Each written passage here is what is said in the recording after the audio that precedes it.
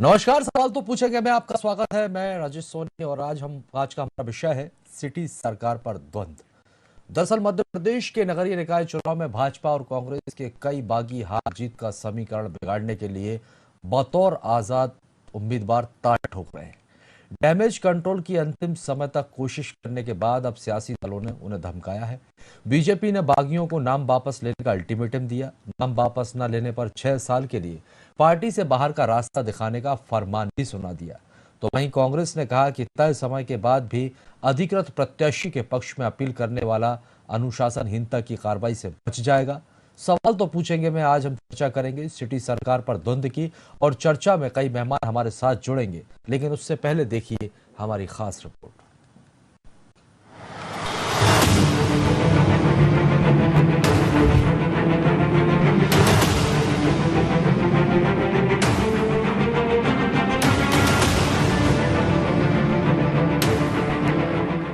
MP की शहर सरकार के लिए राजनीतिक दलों ने अपनी पूरी ताकत झोंक रखी है।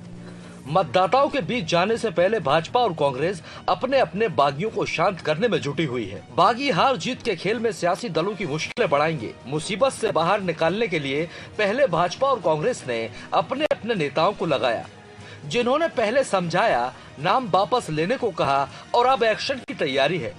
बीजेपी ने बागियों से नाम लेने को कहा है और कांग्रेस ने कहा है कि मान जाओ, नहीं माने तो 6 साल के लिए बाहर हो जाओगे। नहीं, देखिए, हमारे कोई नुकसान नहीं होगा। हमने तो सोच समझ कर टिकट दिए हैं। भारतीय जनता पार्टी का कार्यकर्ता अनुशासित है, उसे बागी नहीं बोलना चाहिए, क्योंकि 22 तारीख तक, आज शाम को 3 बजे तक नाम वापसी का समय है। हमें पूरी उम्मीद है कि भारतीय जनता पार्टी का जो भी कार्यकर्ता है, यदि उसे भारतीय जनता पार्टी का टिकट नहीं मिला है तो वो समय रहते हुए अपना नाम वापस लेगा। कहीं भी किसी भी तरह की कोई दिक्कत नहीं है। भारतीय जनता पार्टी अनुशासित कैडर बेस्ड पार्टी है और हमारे यहाँ निश्चित रूप से हर कार्यकर्ता अनुशासन में संयम के साथ काम करता है। हमारा उद्देश्य जनता का कल्याण है और उसी एजेंडे पर, हम विकास के एजेंडे पर ही चुनाव लड़ रहे हैं, जो भारतीय जनता पार्टी का मूल सिद्धांत है। 3 बजे के बाद अगर कोई साथी हमारा फॉर्म विड्रॉ नहीं कर पाता है, उससे हम पुनः अपील करेंगे। वो अगर पक्ष में, हमारे उम्मीदवार के पक्ष में अपील जारी करता है तो हम उसको साथ रखेंगे। अन्यथा अगर कोई चुनाव ही लड़ेगा तो उसके खिलाफ अनुशासन की कार्रवाई करते हुए 6 साल के लिए निष्कासित किया जाए। निकाय चुनाव को मिशन 2023 में होने वाले विधानसभा चुनाव से पहले का सेमीफाइनल माना जा रहा है। जिसने बाजी मारी, उसके पक्ष में बहुत हद तक जमीन तैयार हो जाएगी। इसलिए कांग्रेस और भाजपा पूरी ताकत के साथ चुनावी मैदान में है। कहीं बागी गणित न बिगाड़ दे, इसलिए बगावत को सियासी तरीके से दबाया जा रहा है। अब देखना होगा कितने मैदान छोड़ते हैं, कितने बागी होते हैं और कितने भीतरघात करते हैं, और कितने मैदान से हटने के बाद अपनी पार्टी को हरवाते हैं। Bureau report, VIP news. देखिए, शहर सरकार की जंग है वो दिन ब दिन तेज होती जा रही है, तारीख है नजदीक आती जा रही है। सियासी दलों का एक गणित है, जो समीकरण उन्होंने बनाया, कहीं ना कहीं बागियों की वजह से वो समीकरण बिगड़ता हुआ नजर आ रहा है। लंबे समय से हमने देखा मान मनोवल का दौर चला, लेकिन अब वो भी खत्म हो गया है, समय खत्म हो गया। आज आखिरी दिन था नाम वापस लेने का, और यही वजह है सरकार भी एक्शन में नजर आई और कांग्रेस की तरफ से भी अपना एक्शन देखने को मिला। इसीलिए आज का हमारा विषय है सिटी सरकार पर द्वंद्व। इसी पर चर्चा करेंगे। कई मेहमान हमारे साथ हैं। पहले मेहमानों का परिचय हम आपसे करवाते हैं। अनिमेश भार्गव जी हैं, जो कि भारतीय जनता पार्टी का पक्ष रखेंगे। आपका बहुत बहुत स्वागत है। साथ ही योगेश गुप्ता जी कांग्रेस का पक्ष रखने के लिए हमारे साथ जुड़े। सर, आपका भी बहुत स्वागत है। माधुरी शर्मा समाज सेवी हमारे साथ जुड़ी हुई है। मैडम, आपका भी बहुत स्वागत है। आप सभी मेहमानों का स्वागत करते हैं। लेकिन पहला सवाल मैं अनिमेश भार्गव जी आपसे लेना चाहूंगा। सर, आवाज आ रही है आप तक? जी जी जी, नमस्कार। अनिमेश जी, लंबा समय देखने को मिला कि एक अनार 100 बीमार वाली कहानी यहाँ पर देखने को मिली। जो कहावत थी वो चरितार्थ होती हुई नजर आई, और बहुत से जो दावेदार हैं वो टिकट के लिए ताल ठोकते हुए नजर आए। लेकिन एक रणनीति के तहत काम किया जा रहा था। समीकरण है जिस तरह से आप लोगों के बनाए गए, जिम्मेदारी बड़े बड़े नेताओं को सौंपी गई थी बागियों को मनाने की। आज अल्टीमेटम दिया, सख्त रुख इख्तियार कर लिया, समय भी खत्म हो गया। अब कितने बागी मान गए हैं और अभी कितनों में नाराजगी है जो निर्दलीय चुनाव लड़ेंगे?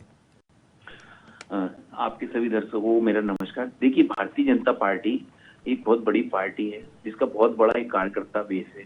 क्योंकि हमारा प्रतिदिन अपने क्षेत्र में, अपनी फील्ड में एक्टिव रहता है, इसलिए निश्चित ही ये हम लोगों को भी भानता पहले से ही कि जब भी ये निकाय चुनाव होंगे, जो बिल्कुल आम जनता से जुड़ा चुनाव होता है, उसमें अधिक से अधिक लोग अपनी दावेदारी पेश करेंगे।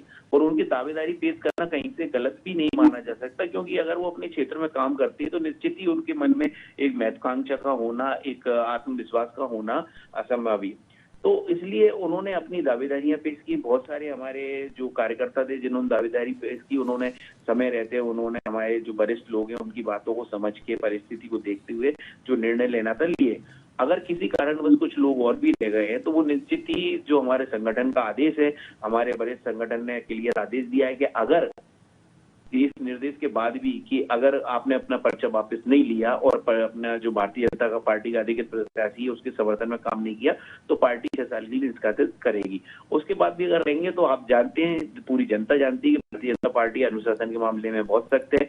अगर उस हमारे जो वरिष्ठ संगठन के जो वरिष्ठ हैं उनका आदेश का पालन नहीं किया तो आने वाले समय में उन पर निश्चित ही कार्रवाई भी की जाएगी। ठीक है सर, लेकिन सवाल यही है, ऐसी नौबत क्यों आ गई जब अनुशासनात्मक पार्टी है, कैडर बेस पार्टी है और सबसे बड़ी पार्टी है, फिर ये नौबत क्यों आई? एक्शन लेना पड़ रहा है। निकाय चुनाव जो होते हैं वो स्थानीय स्तर के चुनाव होते हैं। इसमें हर वार्ड में मतलब हम खुद भी जानते हैं कि हर वार्ड में हमारे 50-50 सक्रिय कार्यकर्ता हैं जो लगातार काम करते हैं, सामाजिक स्तर पे काम करते हैं, राजनीतिक स्तर पे काम करते हैं।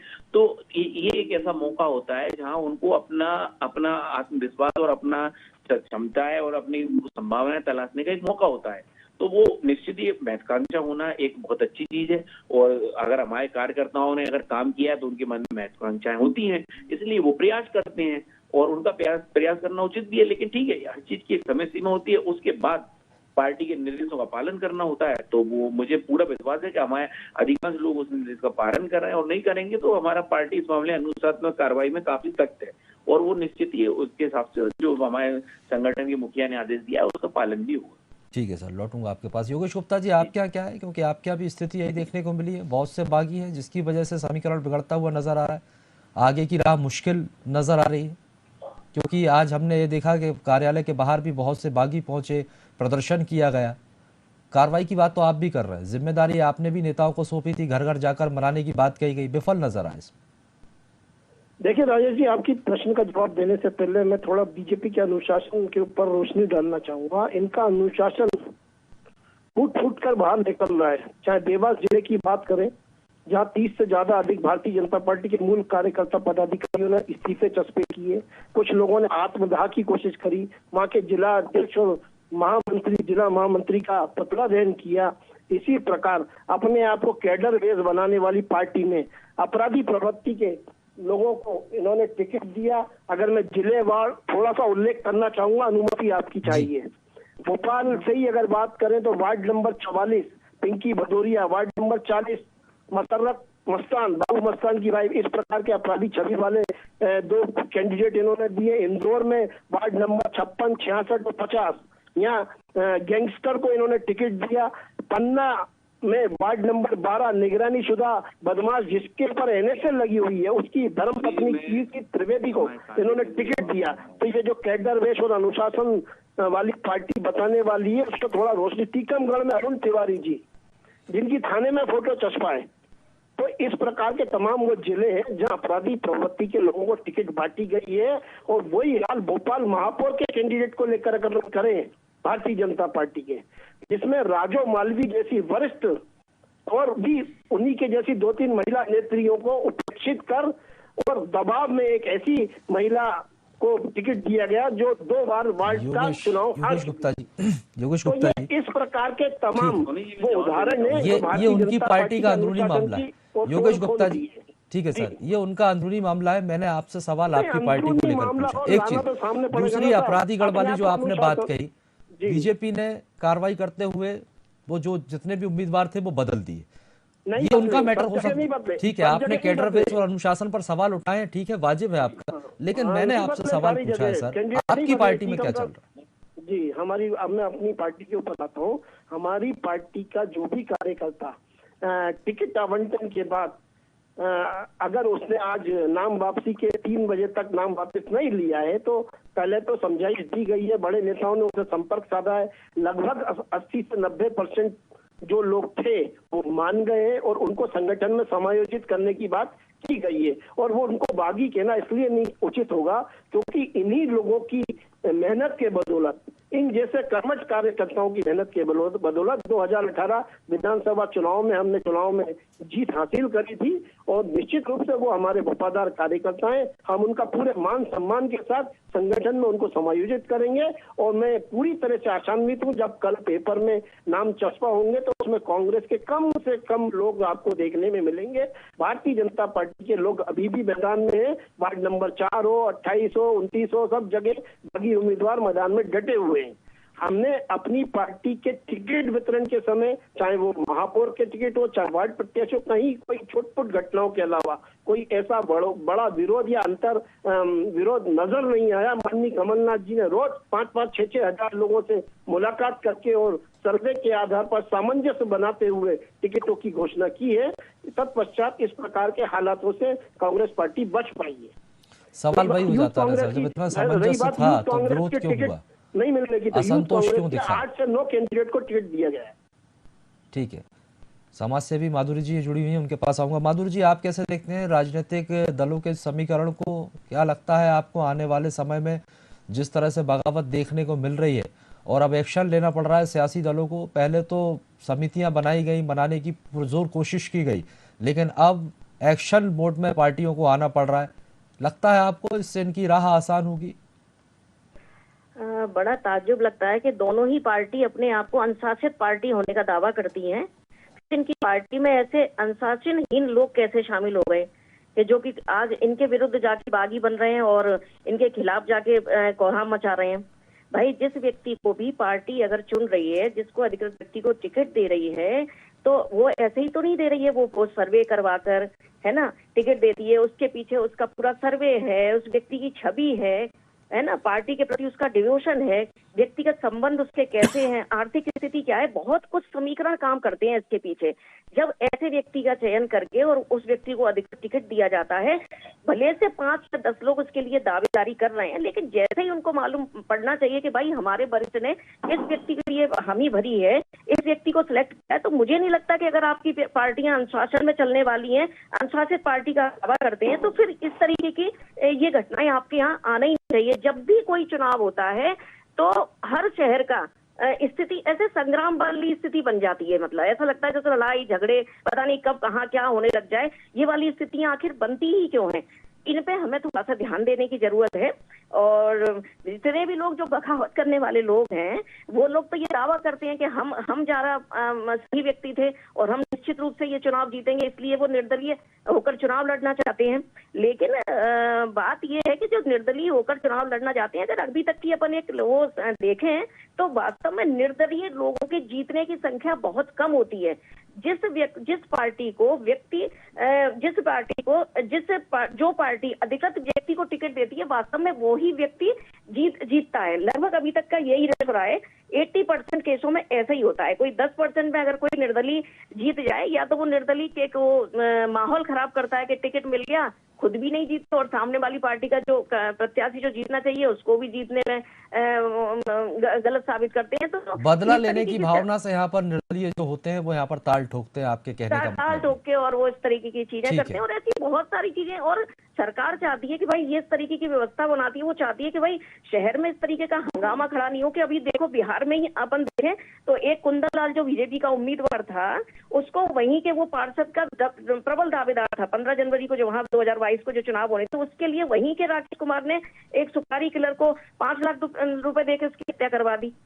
तो मतलब पार्टी के लोग कहाँ अपन ऐसी विचारधारा की बात करते हैं। अगर एक सामाजिक कार्यकर्ता के रूप में मैं अगर देखती हूँ तो व्यक्ति के अगर विचार अगर एक बार जो बन जाते हैं, विचारों में परिवर्तन लाना बहुत मुश्किल काम होता है। तो फिर यहाँ इस तरीके के विचारों में कैसे परिवर्तन इतनी जल्दी आ जाते हैं कि कहाँ आपकी बीजेपी की विचारधारा होती है, कहाँ आपकी कांग्रेस की विचारधारा और कहाँ आप निर्दलीय दल में खड़े हो रहे हैं और अपनी पार्टी के खिलाफ आप ताल ठोक कर उनको गलत साबित कर रहे हैं। तो ये चीजों को थोड़ा सा देखने और समझने की जरूरत है। कहीं ना कहीं असंतुष्टि की भावना आपके पार्टी के कार्यकर्ताओं में जो आ रही है, तो हर पार्टी को अपने अपने सदस्यों के बीच में थोड़ा विश्वास बनाने की जरूरत है कि ठीक कम है। से कम इस तरह की स्थितियां खड़ी ना हो। ठीक है अनिमेश जी, विश्वास बनाने की जरूरत है और जो विचारधारा की बात की जाती है उस पर सवाल उठाए जा रहे हैं, और जो अनुशासनात्मक पार्टी की बात कही जाती है, कैडर बेस, जो मैंने सवाल आपसे पहले भी कहा था और योगेश भी यही सवाल उठाते हो, सर्वे किया जाता है आप दोनों ही दलों की तरफ से और उसके बाद उम्मीदवार बनाया जाता है, प्रत्याशी बनाया जाता है। सर, अब सर्वे वर्वे सब हुआ था, उसके बाद क्यों ये स्थिति बनी, ये तस्वीर सामने आई कि अपराधियों को टिकट देना पड़ा, और फिर बाद में जब मामला संज्ञान में आया, जब तूल पकड़ने लगा तो आनन फानन में आप लोगों ने हटा दी? नहीं, देखिए टिकट देना पड़ा नहीं। देखिए आप दोनों बात कह रहे हैं। एक तरफ आप कह रहे हैं सर्वे के आधार पर जिसका नाम आया उसको हम टिकट दे रहे हैं। अब अगर उसका सर्वे में नाम आ गया है और कल को उसकी पृष्ठभूमि में कोई ऐसी विवादास्पद बात आती है जो हमारी पार्टी की विचारधारा से या सामाजिक विचारधारा से मेल नहीं खाती है, तो निश्चित हम लोग उस पर कार्रवाई करेंगे। और इसमें हम बिल्कुल हमेशा आगे रहते हैं। हमारे माननीय प्रदेश अध्यक्ष जी ने जैसे ही उनके संज्ञान में मामले आए, उन्होंने तुरंत उस पर कार्रवाई की। तो देखिए ये चीज सर्वे करके नाम आना और उसके बाद किसी व्यक्ति के में कुछ गलत चीज जुड़ जाना, दोनों अंतर है। हाँ, ये बात माधुरी जी की बात से थोड़ा सा सहमति ये रखता हूँ। देखिए स्थानीय चुनाव है, ये बहुत ही व्यक्तिगत चुनाव होता है। इसमें एक एक घर के एक एक वोट का, किसके परिवार में कितने लोग हैं, क्या है, और कहीं ना कहीं देखिए इसमें कभी ये भी मुद्दा होता है कि कोई व्यक्ति, एक ही पार्टी के 4 लोग हैं, चारों प्रभावशाली हैं, चारों लगातार काम कर रहे हैं, तो उनकी आपस में भी कभी कुछ एक ऐसा अहम टकराव हो जाता है जिसकी वजह से वो अपना शक्ति प्रदर्शन करने की कोशिश करते हैं। लेकिन फिर भी मैं आपको बताऊं कि भारतीय जनता पार्टी बहुत ही सकारात्मक विचारधारा की, बहुत ही अनुशासन से चलने वाली पार्टी है। रही बात कांग्रेस की, तो देखिए आपने खुद सवाल किया योगेश जी से, उनसे पूछा कांग्रेस का, उन्होंने पूरा अपना 5 मिनट का टाइम भाजपा के ऊपर निकाला। अब अगर मैं ऐसे आरोप प्रत्यारोप पे उतर जाऊं, अभी इनके मुरैना में क्या हो रहा है, मुरैना के इनके जिला अध्यक्ष ने और जो विधायक भी, उन्होंने इस्तीफा ही दे दिया कि पार्टी में टिकट बांटने में गड़बड़ हो रही है। जिस पार्टी का जिला अध्यक्ष ही अपने टिकट बंटवारे से सहमत नहीं है, जहाँ आप और जगह देखिए, ग्वालियर में देखिए, ग्वालियर में यहाँ पे जो विधायक हैं उनकी पत्नी को टिकट दे दिया और वो विधायक भी सबसे कहते घूम रहे हैं कि साहब मेरे तो पार्षद के सब टिकट कमलनाथ जी दे दिए, वहां से लाए, मैं किससे बात करूं, किसके पास जाऊं। और मतलब जगह जगह की बात है, अकेला भोपाल भी क्यों सीमित रहते हैं, पूरा ये प्रदेश में चुनाव हो रहा है, तो उसको इस तरह से हमको देखना पड़ेगा उस तारतम्य में। लेकिन हम कांग्रेस के लिए इसलिए ज्यादा समय नहीं देना चाहते क्योंकि देखिए हमारी नकारात्मक सोच नहीं है, हम सकारात्मक सोच के साथ चलते हैं। आपने मुझसे पार्टी का, हमारी भारतीय जनता पार्टी का सवाल किया, मैंने आपको भारतीय जनता पार्टी की जो स्थिति थी, जो विचारधारा थी, जो हमने निर्णय किया उसके बारे में बताया। बाकी चूंकि कांग्रेस प्रवक्ता ने ये बात रखी थी, सिर्फ इसलिए मैंने उनके संज्ञान में ये लाया, बाकी हमें कोई चिंता नहीं है। और रही बात जहां तक कांग्रेस की, वो ऑलरेडी इतनी नकारात्मक है कि वो किसी को भी टिकट दे, किसी को भी नहीं दे, कोई फर्क नहीं पड़ता, जीतने वाले तो भाजपा के ही लोग हैं। हाँ, ये बात उन्होंने सही कही कि हमारे यहाँ बहुत सारे दावेदार हैं, बहुत सारे लोगों ने फॉर्म भरा, क्योंकि हमारे यहाँ बहुत सारे लोग हैं, हमारे पास बहुत सारे कार्यकर्ता हैं, हमारे पास बहुत सारे नेता हैं जो फील्ड में हैं, जिनने जनता का विश्वास जीता हुआ है, इसलिए अधिक लोगों ने दावेदारी करी। योगेश जी बहुत देर से मुस्कुरा रहे थे, शायद कुछ कहना चाह रहे थे। देखिए राजेश जी, मेरे मित्र ने जो अभी बात करी, ये जो नगर निगम, नगर पालिकाओं के चुनाव पूरे प्रदेश में हो रहे हैं, ये मिशन 2023 का सेमीफाइनल है। वो सेमीफाइनल के ये हाल है, इस बात को सोचकर मैं मुस्कुरा रहा हूँ कि फाइनल में क्या होने वाला है। क्योंकि जो कांग्रेस से महाराज गए हैं, उनकी तो राजनीति का आधार ही ब्लैकमेलिंग है। उन्होंने निगम मंडल की नियुक्तियों में अपनी चलाई, संगठनात्मक फेरबदल में अपनी चलाई, अभी नगर निगम नगर पालिकाओं में उन्होंने पुरजोर कोशिश करी। वरिष्ठ राजनेता नरेंद्र सिंह तोमर जैसे बड़े नेता नाराज होकर गए, तत्पश्चात उनकी बात को मानते हुए ग्वालियर महापौर का टिकट डिक्लेयर हुआ। तो इस प्रकार सिर्फ टब्बल की जो नौबत है, ये जो कह रहे हैं ना कि हमारे यहाँ बहुत लोग हैं, आज की डेट में वर्तमान हालात भारतीय जनता पार्टी के ये है कि वहां का मूल जो कार्यकर्ता है, जिसने बीजेपी को अपने मेहनत पसीने से बनाया था, वो आज उपेक्षित महसूस कर रहा है। तो यही एक बहुत बड़ा कारण है कि जो आज निर्दलीय के रूप में बहुत सारे प्रत्याशियों ने नामांकन दाखिल किए हैं, और निर्दलीय चाहे वार्डों के चुनाव हो, चाहे नगर निगम नगर पालिकाओं के हो या विधानसभा के हो, इनकी एक अहम भूमिका तब जाकर हो जाती है जब निर्दलियों की जरूरत पड़ती है। तो 10 से 12% निर्दलीय हर क्षेत्र में जीतते हैं, चाहे वो विधानसभा चुनाव हो या नगर निगम। नहीं तो समीकरण तो आप ही लोगों के पार्टियों के बिगाड़ते हैं ना, और ये समीकरण बनाने और बिगाड़ने में महत्वपूर्ण भूमिका अदा करते हैं। तो ये भी एक कारण होता है कि हर निर्दलीय जो अपने अपने आप को उस वार्ड का, क्योंकि स्थानीय निकाय के चुनाव में स्थानीय मुद्दे उसमें शामिल होते हैं और वो सामाजिक स्तर पर स्थानीय लोगों से जुड़ा होता है, इसलिए वो मूल भावना से जुड़कर ये चाहता है कि मैं जीत कर निकलूं और अपनी उपयोगिता दोनों दलों के सामने साबित करूं कि आप लोगों ने मुझे टिकट नहीं दिया। तो ये भावना रहती है। लेकिन ठीक है, पार्टी ने अपने हिसाब से दी बेस्ट को टिकट दिया और जब दी बेस्ट मैदान में आ जाता है और अगर आप पार्टी के प्रति समर्पित कार्य करता है तो आपको पार्टी की गाइडलाइन के हिसाब से विड्रॉ कर लेना चाहिए। ये बात मैं मानता हूं, लेकिन ऐसा 70-80% होता भी है, 30-40% नहीं भी होता है। तो ये दोनों ही बातें हैं, इसमें दोनों दलों के साथ ये बात होनी है। निश्चित रूप से दोनों तो दलों के हमारा साथ ये कहना स्थिति यहाँ पर बन मानना जाती ये है कि लेकिन हमने जो बात कही जा रही थी ज्यादा से ज्यादा युवाओं को मौका देंगे, लेकिन आप लोगों ने तो प्रत्याशी रिपीट कर दिए, नए लोगों को आगे करने की बात कही जा रही थी, वो फिर पीछे रहेगा। यही वजह है, वो असंतुष्ट है, आक्रोश है युवाओं में। युवा कांग्रेस की तरफ से तो बहिष्कार करने की बात कही गई। बहुत अच्छा प्रश्न है आपका। 16 महापौर में से हमने लगभग 10 से 12 युवा कैंडिडेट दिए पूरे प्रदेश में, मध्य प्रदेश में। आप दोनों दलों के महापौर की औसत आयु को अगर एवरेज गहन निरीक्षण करेंगे तो आप ये पाएंगे कि ज्यादा युवा प्रत्याशियों को हमने, चाहे वार्ड स्तर पर हो चाहे महापौर के स्तर पर हो, हमने युवाओं को प्राथमिकता दी है और 50 से 60% युवा हर वार्ड में दिए हैं। और महापौर तो हमारे लगभग 10 से 12 है, 15% आप निकाल दीजिएगा।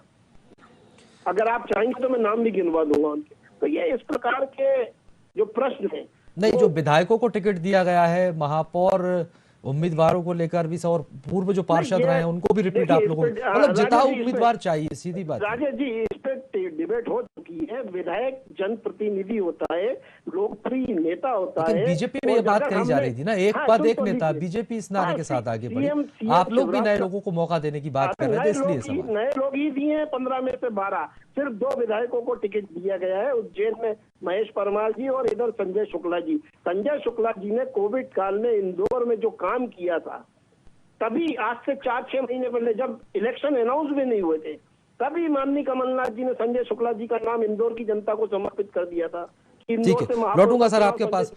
माधुरी शर्मा जी, आप कैसे देखती हैं, क्योंकि सर ठीक है सर, योगी जी, माधुरी जी, ये जो निकाय चुनाव है ये 2023 का सेमीफाइनल माना जा रहा है और यही वजह है जो पूरी ताकत सियासी दलों की तरफ से झोंक दी गई है, यानी कि जो इसमें परचम लहराएगा उसकी आगे की राह आसान होगी। क्या लगता है आपको?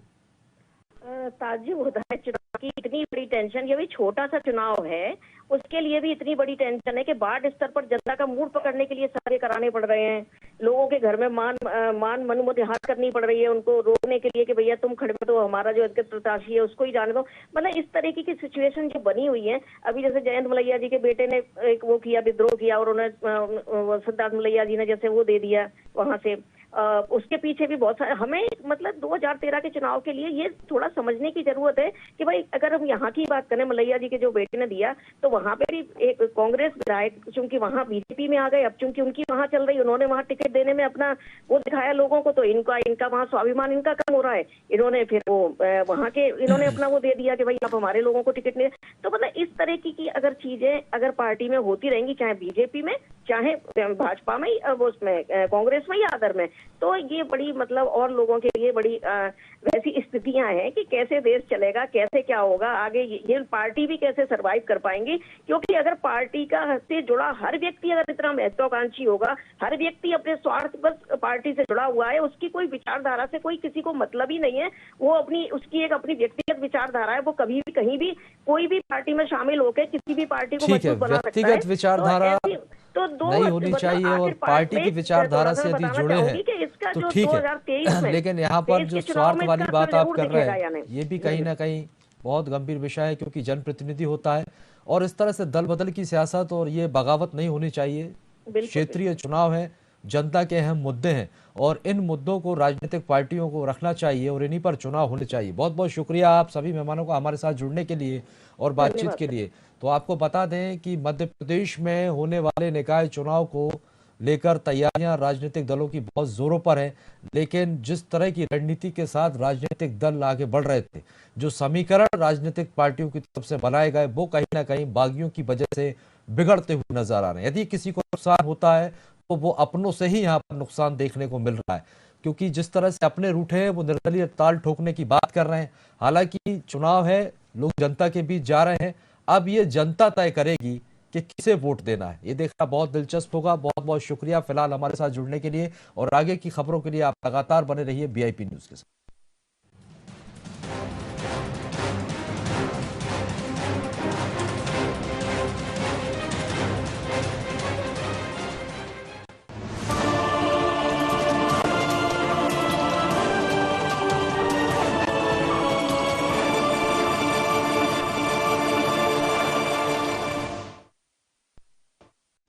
भोपाल वासियों के लिए खुशखबरी।